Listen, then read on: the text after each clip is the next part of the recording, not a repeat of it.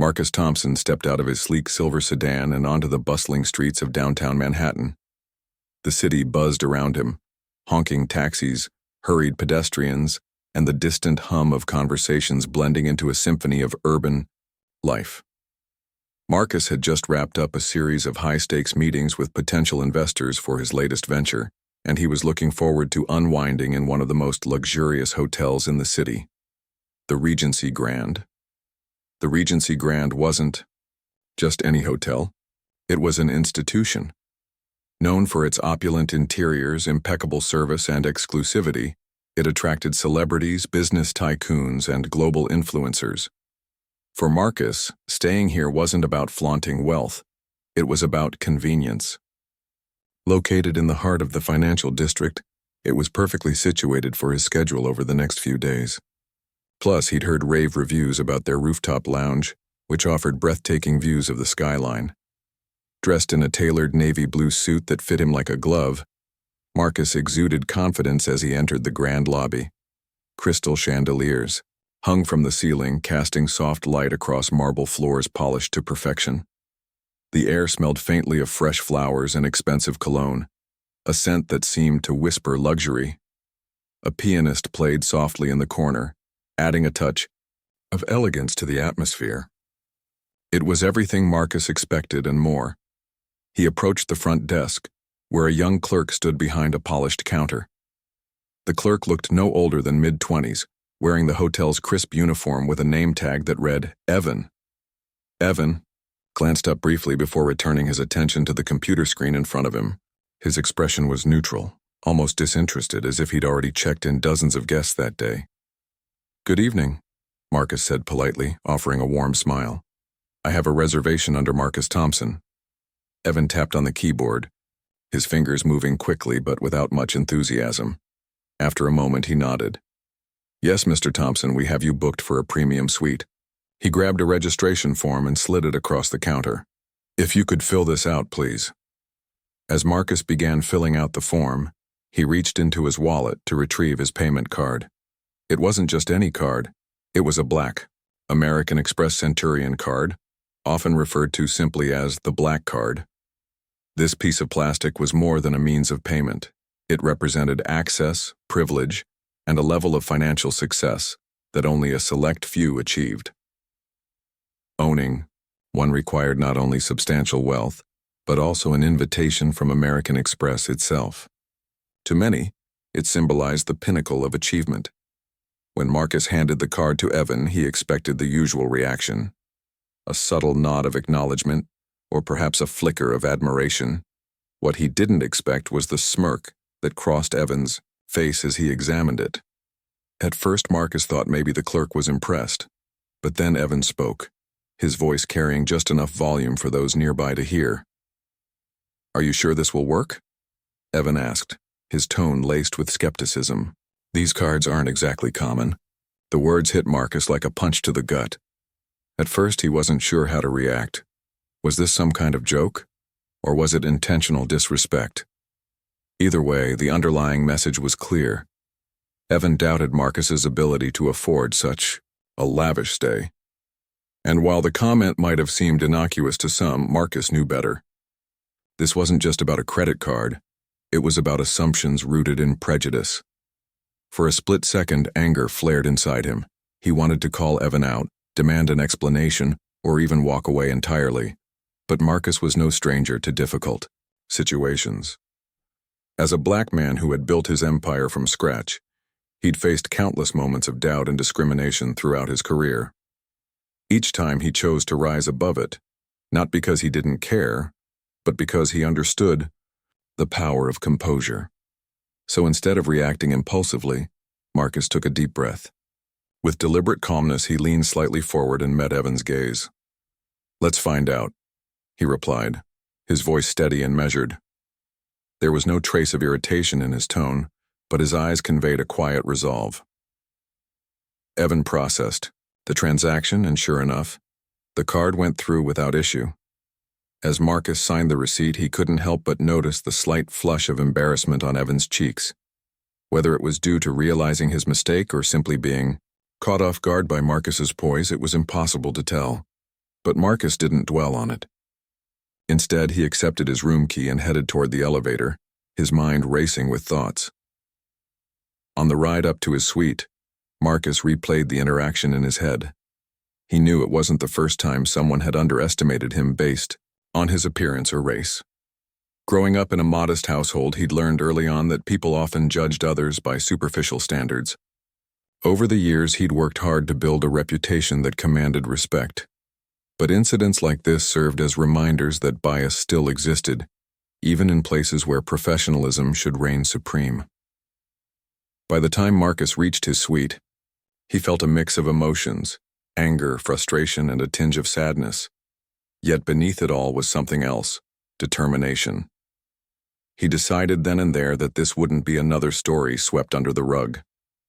If anything, it was an opportunity to shine a light on the kind of casual racism and classism that persisted in spaces meant to cater to everyone equally. Little did Marcus know, this seemingly minor incident would soon snowball into something far bigger than he could have imagined. What started as a dismissive remark from a hotel clerk would ignite a firestorm of public outrage, corporate accountability, and ultimately, meaningful change. But for now, Marcus settled into his suite, opened his laptop and began typing out a tweet, one that would set events in motion and leave an indelible mark on the hospitality industry forever.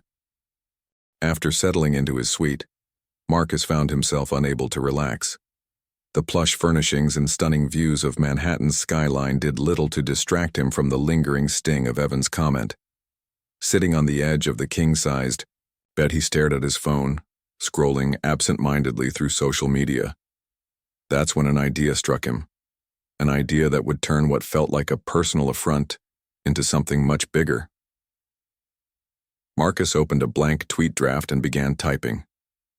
He recounted the incident with precision, making sure every detail was clear. The condescending smirk, the dismissive tone, and the implication that someone who looked like him couldn't possibly possess such a prestigious card. But he didn't stop there.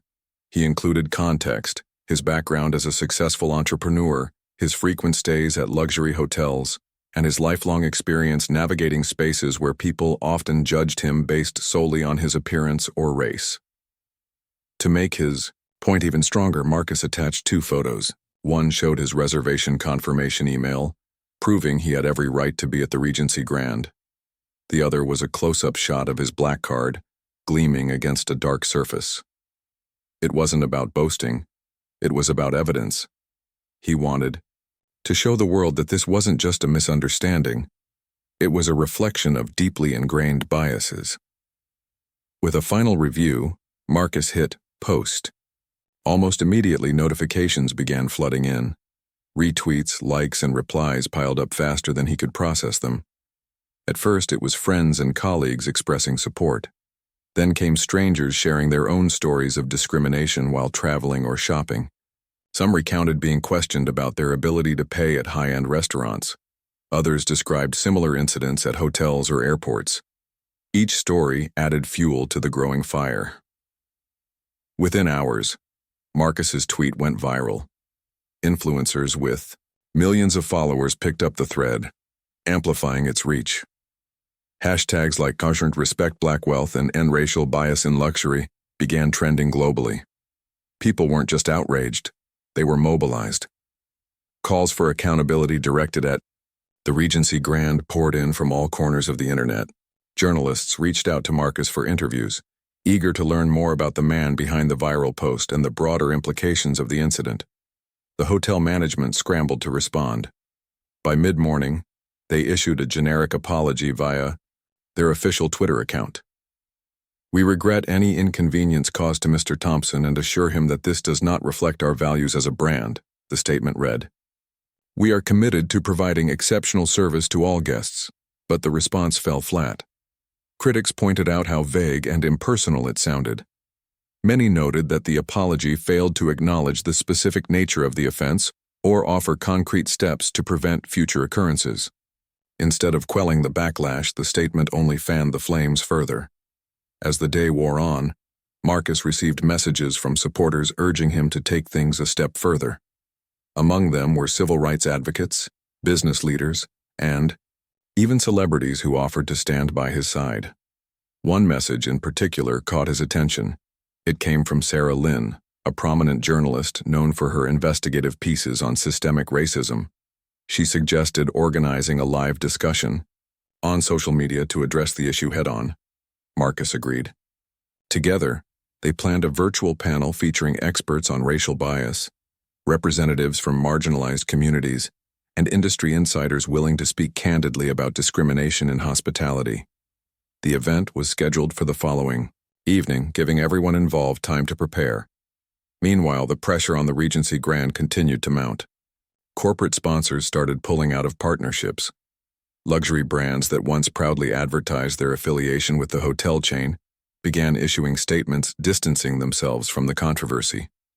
Investors grew uneasy, fearing the reputational damage might affect future earnings. One sponsor, however, stood out above the rest, a major real estate development firm responsible for funding a $1.6 billion property expansion project tied to the Regency Grand. Their withdrawal sent shockwaves through the company. Without this financial backing, the project faced significant delays, if not outright cancellation. This development made headlines, drawing even more attention to Marcus's ordeal. As the days passed, Marcus became increasingly aware of the weight of his influence. His decision to share his story hadn't just sparked outrage, it had ignited a movement. People were using his experience as a springboard to discuss larger issues of inequality and representation in industries dominated by privilege. For Marcus, this realization brought both pride and responsibility. He knew he had the power to push for meaningful change, but doing so required careful thought and strategy. Late one night, as he sat by the window of his suite overlooking the city lights, Marcus reflected on everything that had unfolded. He thought about the countless others who had endured similar indignities, but never had the platform to speak out. He thought about the young clerk, Evan, whose careless words had unwittingly exposed a deeper problem. And he thought about the opportunities ahead, the chance to hold powerful institutions accountable and create lasting impact. By the time the live panel aired, anticipation was at an all-time high. Viewers tuned in from around the world, eager to hear what Marcus and the other panelists had to say. The conversation was raw, honest, and unflinching. Panelists shared personal anecdotes, statistics highlighting disparities in customer service, and recommendations for systemic reform. When it was Marcus's turn to speak, he delivered a message that resonated deeply with audiences. "This isn't about me," he said, his voice steady yet impassioned. "It's about creating a world where no one has to prove their worth because of the color of their skin or the contents of their wallet. We deserve spaces where we're treated with dignity and respect, not suspicion or disdain." His words struck a chord. Across the globe, viewers applauded, shared clips of the panel, and pledged to support initiatives aimed at combating discrimination. The momentum was undeniable, and Marcus knew this was just the beginning. What started as a single moment of disrespect had transformed into a catalyst for change, one that would ripple far beyond the walls of the Regency Grand. Little did Marcus know, the hotel's executives were already preparing to meet with him. They had no choice but to listen and act. The question was whether their actions would align with the promises they'd soon make. The viral storm surrounding Marcus's experience at the Regency Grand had reached a fever pitch. News outlets covered the story relentlessly, dissecting every angle, from the initial incident with Evan to the hotel chain's botched apology, and the cascading fallout from sponsors pulling out of their $1.6 billion property deal. The pressure on the Regency Grand's leadership was immense, and they knew they couldn't afford to ignore it any longer. One morning, Marcus received an email from none other than the CEO of the Regency Grand Hotel Group, Jonathan Caldwell. The subject line read, "A request for dialogue." Intrigued but cautious, Marcus opened the message. Caldwell expressed regret over what had transpired and extended an invitation for Marcus to meet with him and his executive team in person. He emphasized that the purpose of the meeting would be to better understand your concerns and explore ways to address them meaningfully. At first, Marcus hesitated.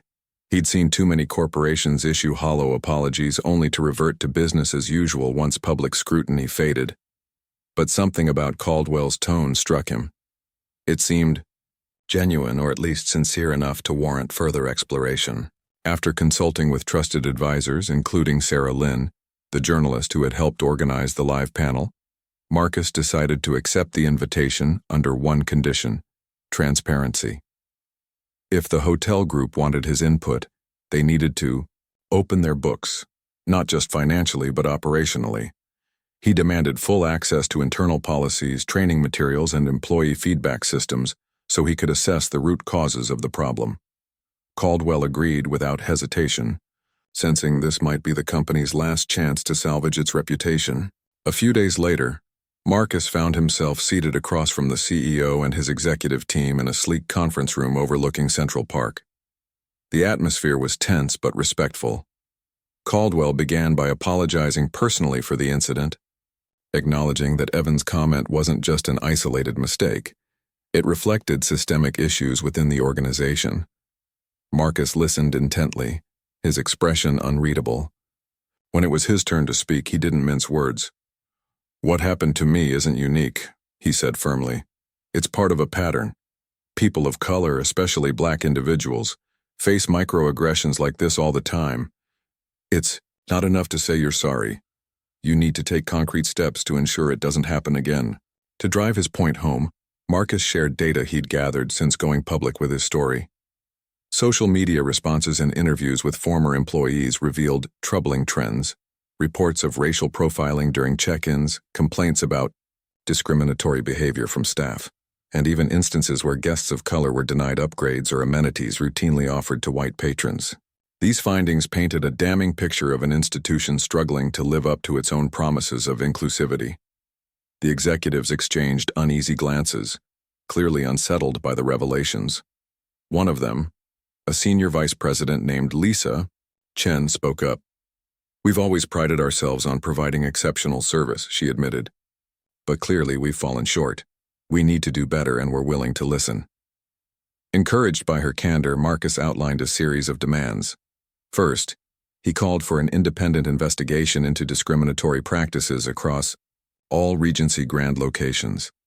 This probe would involve anonymous surveys of current and former employees, as well as interviews with past guests. Second, he proposed mandatory anti-bias training for every staff member, from housekeeping to upper management. Third, he suggested diversifying the hotel's leadership team to include more people of color and women, arguing that representation mattered not just symbolically, but practically. Finally, Marcus introduced an idea that caught everyone off guard: partnering with minority-owned businesses to supply goods and services for the hotels. From catering companies to interior design firms, these collaborations would inject fresh perspectives into the brand while supporting underrepresented entrepreneurs. The executives seemed intrigued, though some looked skeptical about the logistics. Over the next several weeks, the hotel chain moved swiftly to implement Marcus's recommendations.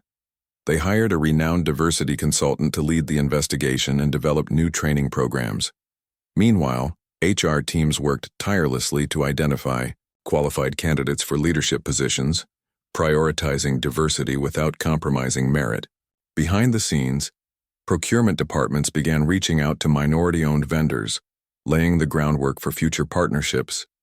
Publicly, the Regency Grand issued a revised apology, one that acknowledged the systemic nature of the problem and outlined specific actions being taken to address it. Unlike their earlier statement, this one resonated with audiences. Critics praised the company for taking accountability seriously, though many remained wary, vowing to monitor progress closely. For Marcus, the process was both exhausting and exhilarating. He spent countless hours reviewing documents, attending meetings, and advising the hotel's leadership team. At times, he wondered if his efforts were making a difference. Then he'd receive messages from strangers thanking him for shining a light on issues they'd faced silently for years. Those moments reminded him why he'd chosen to fight back instead of walking away. As the weeks turned into months, Marcus began noticing subtle changes at the Regency Grand. Staff members greeted guests with renewed warmth and professionalism, Signs promoting inclusivity appeared in common areas, encouraging visitors to report any concerns directly to management. Even the hotel's marketing campaigns shifted focus, highlighting stories of diverse travelers and showcasing partnerships with minority-owned brands. But perhaps the most significant change came when Marcus attended a town hall meeting organized by the hotel chain. Dozens of employees gathered in a banquet hall, eager to hear updates on the reform efforts. When Marcus took the stage, the room erupted in applause.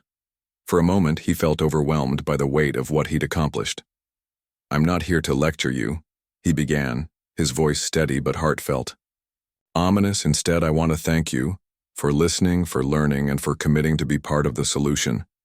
Change isn't easy, and it won't happen overnight, but together, we can create spaces where everyone feels valued and respected." His words earned another round of applause, followed by a standing ovation. As Marcus stepped down from the podium, he allowed himself a small smile. The road ahead would still be challenging, but for the first time, he felt hopeful. What started as a humiliating encounter at a front desk had evolved into a movement, one that held the potential to transform an entire industry. Little did Marcus know, his journey was far from over. The reforms he'd championed were just the beginning of a larger mission to promote equity and inclusion in hospitality. And as he prepared to launch his next initiative, an ambitious program designed to certify hotels committed to diversity, he realized that his work was no longer just personal. It was a legacy in the making. With the Regency Grand Hotel Group beginning to implement sweeping changes, Marcus Thompson found himself at a crossroads. The incident that had started as a personal affront had grown into something much bigger, a movement aimed at addressing systemic racism and inequality in the hospitality industry. But Marcus knew this was just the tip of the iceberg. While holding one hotel chain accountable was important, he wanted to create lasting, industry-wide change. And so he turned his attention to a bold new initiative: Equity Stays. The idea for Equity Stays came to Marcus during one of his late-night brainstorming sessions. He envisioned it as a certification program for hotels committed to fostering inclusivity and equity. Hotels that earned the Equity Stays seal would have to meet rigorous standards, including anti-bias training for staff, diverse hiring practices, transparent grievance mechanisms, and partnerships with minority-owned businesses. It wasn't just about punishing bad behavior, it was about rewarding good intentions and measurable progress. To bring this vision to life, Marcus assembled a team of experts. He recruited civil rights advocates, hospitality consultants, data analysts, and even former hotel employees who had experienced discrimination firsthand. Together, they spent weeks developing a comprehensive framework for evaluating hotels. The process would involve anonymous audits, guest feedback surveys, and regular follow-ups to ensure compliance. Marcus also partnered with prominent organizations, like the NAACP and the National Urban League, to lend credibility to the program. When the details of Equity Stays were announced, the response was overwhelmingly positive.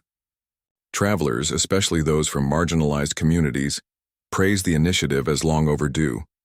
Social media lit up with hashtags like "Support Equity Stays" and "Inclusive Hospitality," signaling widespread public support. Even competitors of the Regency Grand expressed interest in joining the program, recognizing that aligning themselves with equity initiatives could enhance their reputations. But Marcus didn't stop there. To amplify the impact of Equity Stays, he launched a multimedia campaign featuring real stories from people who had faced discrimination while traveling. One video highlighted the experience of a South Asian family denied a booking despite having confirmation emails. Another showcased a Latina businesswoman repeatedly mistaken for housekeeping staff.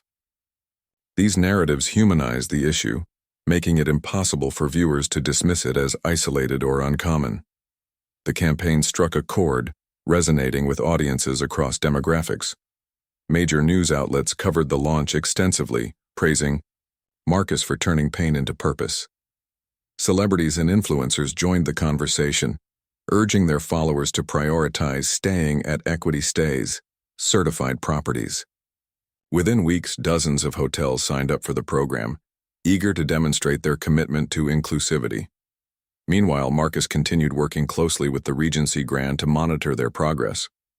The hotel chain had made significant strides since the initial incident. Employees underwent extensive anti-bias training, which included role-playing scenarios designed to challenge stereotypes and encourage empathy. Leadership roles began filling with more women and people of color, bringing fresh perspectives to decision-making tables. Perhaps most impressively, the company forged partnerships with several minority-owned businesses, ranging from local caterers to art suppliers, enriching the guest experience while supporting underrepresented entrepreneurs. To celebrate these achievements, the Regency Grand hosted a gala event titled A Night of Unity. Held in their grand ballroom, the evening brought together hotel executives, activists, community leaders, and guests from all walks of life. The atmosphere buzzed with excitement as attendees mingled over hors d'oeuvres and live jazz performances. At the center of it all stood Marcus, dressed in a sharp charcoal suit ready to deliver a keynote speech. When it was his turn to speak, Marcus stepped onto the stage to thunderous applause. He began by acknowledging the journey that had led them here, the uncomfortable conversations, the difficult decisions, and the collective effort required to drive change. "Tonight isn't about patting ourselves on the back," he said, his voice steady yet impassioned. "It's about recognizing how far we've come, and how much farther we still need to go." He went on to share insights from his work with Equity Stays, emphasizing the importance of accountability and continuous improvement. "Change doesn't happen overnight," he reminded the audience. "It requires vigilance, humility, and a willingness to listen. But when we commit to doing better, we create spaces where everyone feels welcome, not just tolerated, but celebrated." His words struck a chord, earning another standing ovation. As the night drew to a close, Marcus took a moment to reflect on how far he'd come since that fateful evening at the front desk. What had started as a humiliating encounter had transformed into a catalyst for transformation, not just within one hotel chain, but across an entire industry. The following month saw Equity Stays gain momentum worldwide. Hotels in Europe, Asia, and Africa began seeking certification, eager to position themselves as leaders in inclusivity. Tourism boards and travel agencies endorsed the program, encouraging travelers to choose certified properties. Even airlines and rental car companies expressed interest in adopting similar frameworks, signaling a ripple effect beyond hospitality. For Marcus, the success of Equity Stays validated everything he'd fought for, yet he remained grounded, aware that true progress required sustained effort. He continued speaking at conferences, writing op-eds, and mentoring young entrepreneurs from underrepresented backgrounds. His story became a beacon of hope for countless individuals who had once felt invisible in luxury spaces. And then, one day, Marcus received an email from Evan, the clerk whose comment had sparked this entire journey. In the message, Evan apologized sincerely, explaining that he had been fired shortly after the incident and struggled to find stable employment. "I realize now how wrong I was," Evan wrote. "Your grace and determination inspired me to reflect on my actions and strive to be better." Marcus read the email multiple times, feeling a mix of emotions. Part of him wanted to dismiss Evan entirely, given the harm caused by his words. But another part remembered his own philosophy. Forgiveness wasn't about excusing wrongdoing, it was about creating opportunities for growth. After some thought, Marcus replied, offering words of encouragement and suggesting resources for professional development. As he hit send, Marcus couldn't help but smile. This chapter of his life had taught him many lessons, but perhaps the most profound was this: adversity, when met with resilience and purpose, could become a force for good. What started as a single moment of disrespect had evolved into a legacy of change, one that would continue shaping the world long after the headlines faded. Months had passed since the Regency Grand Hotel Group first embarked on its journey of transformation, and the results were undeniable. The changes weren't just superficial, they were structural, cultural, and deeply impactful. Guests who walked into any of the chain's properties now experienced a level of warmth and professionalism that felt genuine rather than performative. Staff members greeted visitors with smiles that reached their eyes, asked thoughtful questions about their needs, and went out of their way to ensure comfort. It was clear that something fundamental had shifted within the organization. For Marcus Thompson, this progress was both gratifying and humbling. He'd spent countless hours advising the hotel's leadership team, reviewing reports, and participating in training sessions designed to root out bias and promote inclusivity. But he also knew that true change required more than policies. It needed hearts and minds to evolve. And slowly but surely that evolution was taking place. The culmination of these efforts came during a high-profile event hosted by the Regency Grand, a gala for unity. Held at their flagship property in Manhattan, the gala brought together dignitaries, activists, business leaders, and everyday people from diverse backgrounds. The theme of the evening was celebrating diversity, building equity, and every detail, from the menu crafted by minority-owned catering companies to the art exhibits showcasing works by underrepresented artists, reflected the hotel's renewed commitment to inclusivity. As Marcus stepped onto the red carpet leading to the entrance, cameras flashed and reporters clamored for his attention. Over the past year, he'd become a household name, not just as a tech entrepreneur but as a champion for social justice. His story had inspired millions, proving that one person's courage could spark meaningful change. Yet despite the accolades, Marcus remained humble, always redirecting praise toward the collective effort behind the movement. Inside the grand ballroom, the atmosphere buzzed with energy. Guests mingled over cocktails while live music filled the air. At the center of the room stood a massive mural depicting interconnected hands of all shades, symbolizing unity and collaboration. When it was time for speeches, Jonathan Caldwell, the CEO of the Regency Grand, took the stage first. "Tonight is a celebration of progress," Caldwell began, his voice steady but emotional. "But let's be honest, it's also a reminder of how far we still have to go. None of this would have been possible without Marcus Thompson, whose unwavering determination forced us to confront uncomfortable truths and take action." He paused, looking directly at Marcus, who sat near the front row alongside Sarah Lynn and other key figures in the reform efforts. Marcus didn't just call us out. He showed us how to do better. For that, we are eternally grateful. The why audience erupted into applause, and when Caldwell invited Marcus to join him on stage, the room rose to its feet. As Marcus made his way up, he scanned the crowd, taking in the sea of faces representing different races, genders, ages, and walks of life. In that moment, he felt an overwhelming sense of purpose, a realization that his work transcended personal vindication or corporate accountability. This was about creating a world where everyone belonged.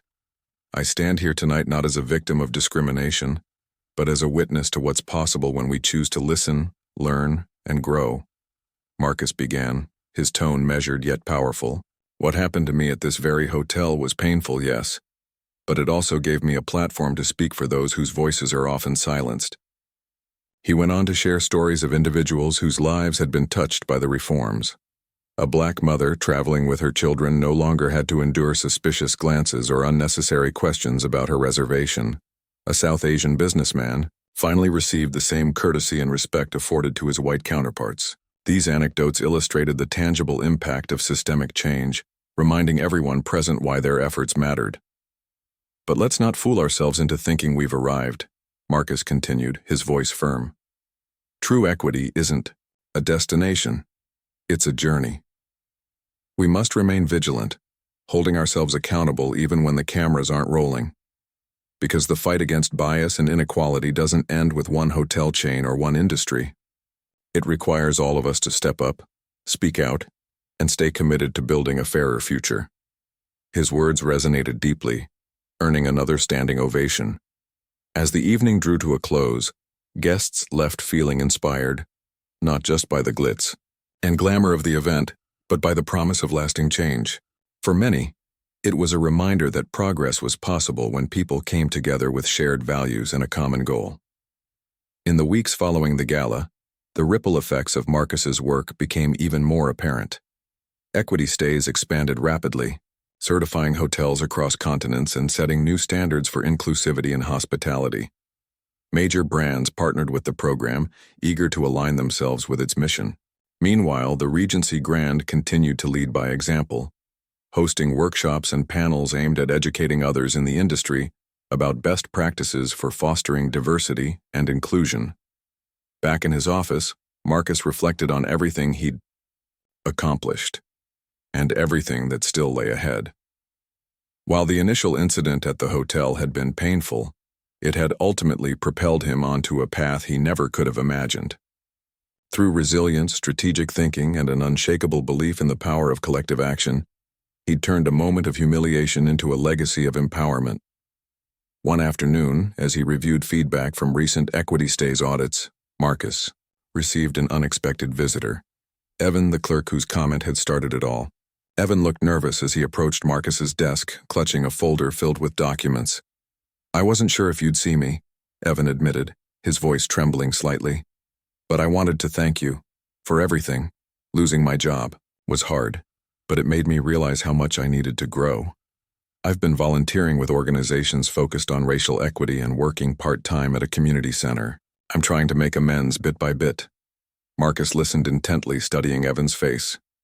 There was sincerity in his eyes along with a hint of vulnerability. After a long pause, Marcus nodded. "Accountability isn't about punishment," he said gently. "It's about learning and becoming better. If you're serious about making a difference, then keep going. Keep growing." Evan thanked him again before leaving, visibly moved by the encounter.